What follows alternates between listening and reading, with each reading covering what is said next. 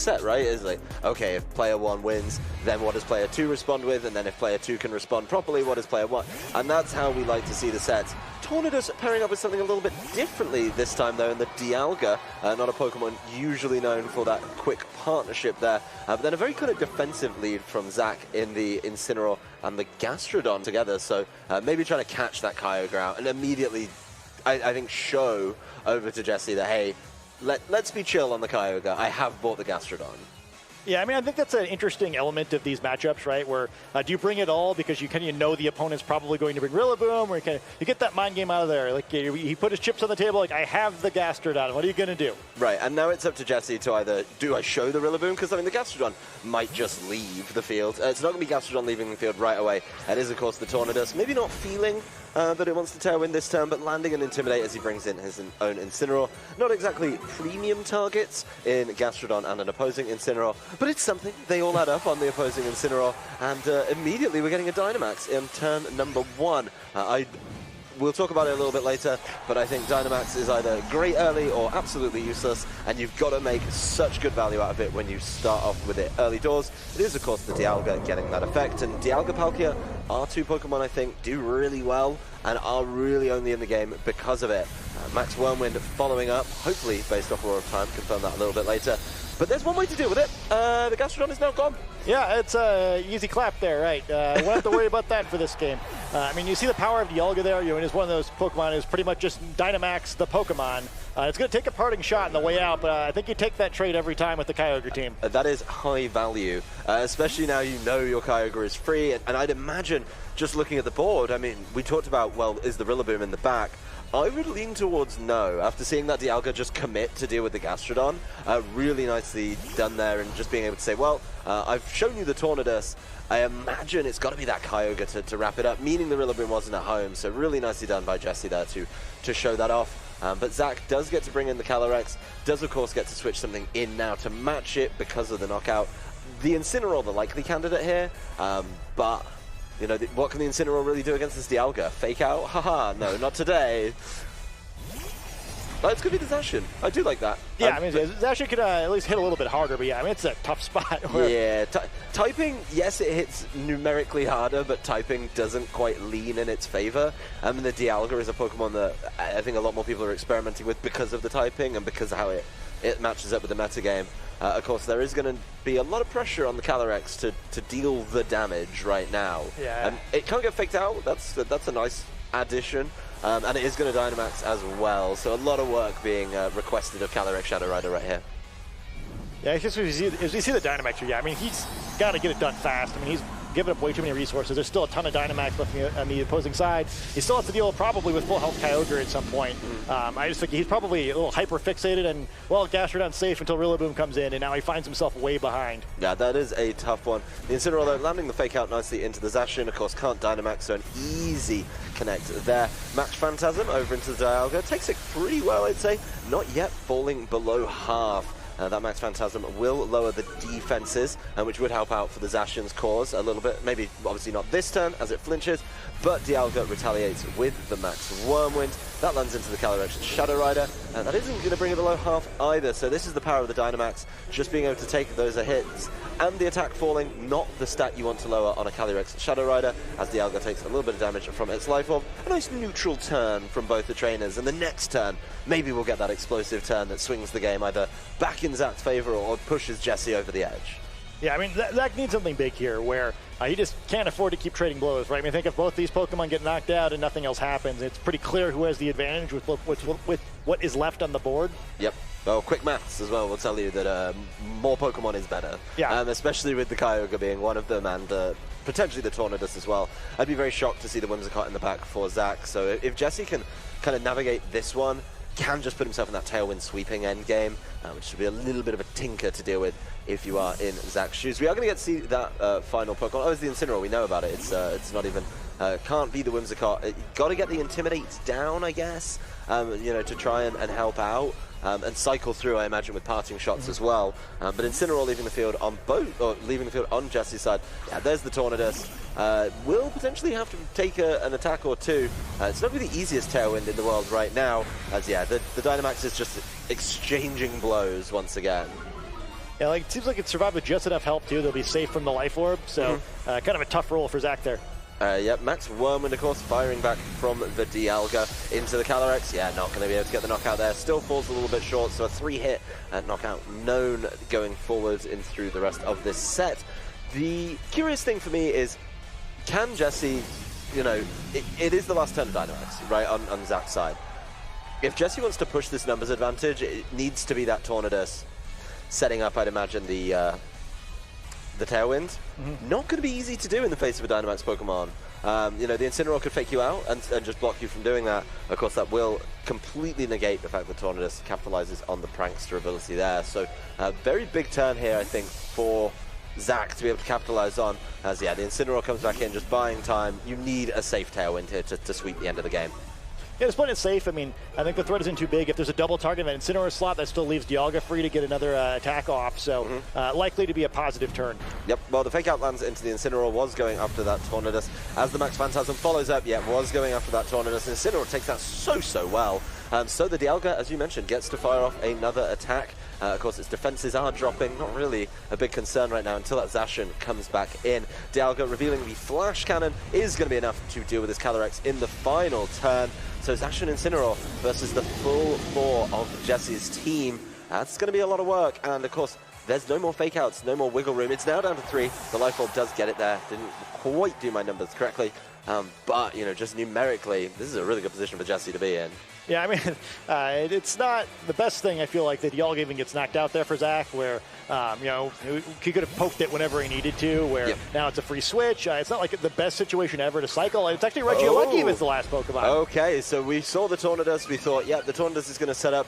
Here's a Pokemon that doesn't need Tailwind support. It's called Regieleki, and it is a little bit silly when it comes to speed. It has taken no drops. It is in just full steam ahead mode, and should just be able to put down large chunks of damage. Curious to see Jesse not bring the Kyogre.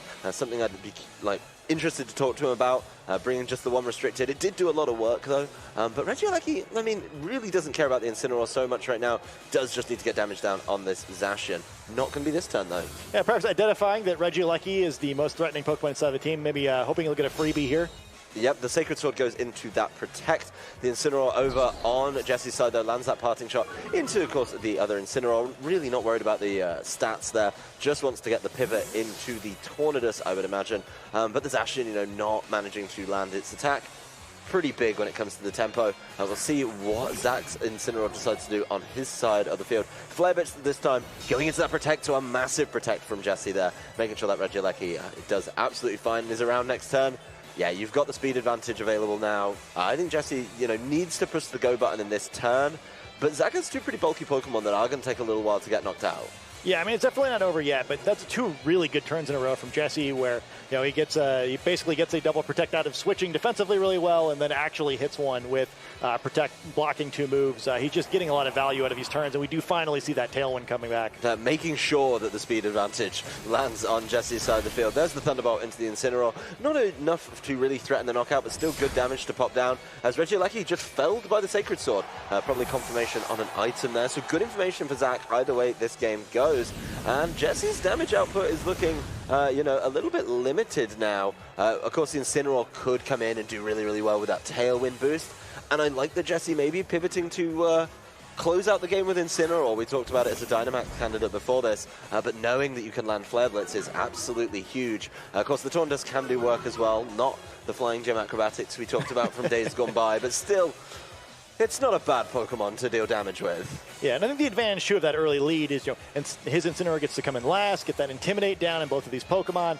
Board state now significantly favoring Jesse, though. When you're relying on Intimidate, though, you got to be a little scared, right, where a critical hit could really turn this one around. Yep, well, the Tornadus, it does go for the Hurricane, does land into the Zacian. It's not going to do huge amounts of damage, not very effective, of course, and no confusion there either. Zacian's Sacred Sword, though, will hit Incineroar, and super effective. It doesn't even need it. The Intimidate, not enough to stop it there. Jesse in a real pickle right now, as Incineroar's Flare Blitz follows up into the Tornadus. It's taken a little bit of damage, of course, the parting shot from earlier sticking, the Intimidate sticking there as well, but not being able to move with that Incineroar. Jesse may have just sort of let this game go begging a little bit. Yeah, it seemed like he had a gigantic lead, but I think some of that was just us assuming he had a different Pokemon in the back. The Hurricane missing is going to end this one. But yeah, this is a strange one. This kid coughed up a pretty serious advantage in this game. The Regieleki, not the choice I would have gone with. And just on paper, what does the Regieleki really deal with on that team? I'm very concerned about... I mean, yes, it gets to go fast, right? Yeah. That is a big factor. I'm not saying that speed is a bad quality to have, but... Okay, well, you don't hit Gastrodon. That's not a great start. You know, you're not getting super effective damage down really on anything, so I just don't know about that selection from Jesse, and I'd say back to the drawing board for game number 2. Maybe Kyogre is the way. Yeah, I mean, I don't think Regieleki is awful, but I just don't think it was necessary there, right? Where I don't think that, again, I think maybe both players are a little too concerned about the Gastrodon thing. You're kind of mentioning early on, or I was mentioning early on, that, like, you know, maybe Zach felt like overly safe without Rillaboom on the other side of the field and lost Gastrodon too easily. But Gastrodon may have done his job anyway, because Jesse opting to bring neither Rillaboom nor Kyogre and just avoid that situation entirely. Yeah, I mean, I think it's always an incredible cost to choose not to bring one of your restricted Pokemon, especially in a matchup where I think, I mean, I guess, you know, with knowing retrospectively that Gastrodon is going to be deleted immediately, where Kyogre would have had a big game, that's a big swing. It's very strange as well, the way that Jesse played out that early game. That full commitment, full send, deal with the Gastrodon. You think, oh, it must be Kyogre in the back. And we both fell for it. We both took that bait and willingly chomped down on it. To see the Regieleki come through towards the end, though, just felt off. And I think that has to be dropped. I don't know. Where is Regieleki needed here? For speed, yes. Would it be good to maybe land an Electro Web on something like that Shadow Rider Calyrex? Also, yes. But what's it hitting is my question, and I don't know if I agree with that. Yeah, I mean, I think for me, it's a Pokemon you always like having, right? And I think a lot of players have a tendency to kind of overpick it just because, you know, it's at least a little bit good in almost every matchup, so it feels safe. But yeah, I don't think it's necessary here. And I think so many other Pokemon do feel necessary. You know, Incineroar is really difficult to bench. The 2 restricted Pokemon are really difficult to bench. I think Rillaboom has a lot of obvious value here, and I think Tornadus probably has more value than Regieleki does. Like, to me, it's probably the worst of the 6 Pokemon for this matchup. So I think he's got to have a plan if he's bringing it. Well, that was what really threw me a little bit, was the fact it was there with the Tornadus, right? Like, I think if you really want to bring it, that's fine. But Tornadus kind of fills that same job, right? You need something going fast. Tornadus sets up your partner to go fast. Regieleki naturally goes fast on its own. And it just felt, seeing that as a pairing in the back, you think, well, Tornadus' biggest move is Tailwind, let my partner go crazy. You don't need to do that with Regieleki, and with your Tornadus not dealing enough damage, of course, that seems a little bit interesting. But that was game 1. We're in game number 2. We're going to be moving through and Dynamaxing nice and early once again. Both trainers thinking, well, I need to get that big damage down, and maybe trying to just make a run back of Dialga takes out an opponent turn number 1 with a massive max Wormwind. It'll be interesting to see what Zach does. I mean, even though this worked out from the first game, he is going to go for that Dynamax. I think this makes a lot of sense. Presumably, Gastrodon choosing to live this time, I think that's a good adjustment. I just don't think you can count on Jesse bringing the wrong Pokemon. And I think the way Jesse played the game last time, that was a win.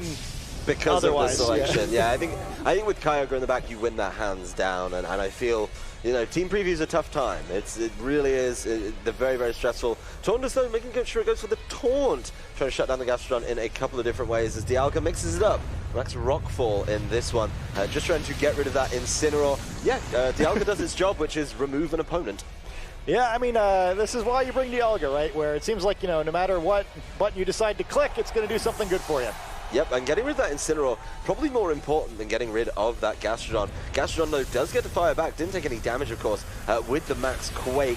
Lands into that Dialga. Once again, we see these restricted Pokemon, but Dynamax Pokemon doing kind of that same percentage. 3-hit knockouts you're looking at. But that 3-hit knockout could very easily become a 4-hit knockout because of these special defense boosts from Max Quake. We talked about it. It's a great move. And we saw confirmation that Dialga is, of course, the special type.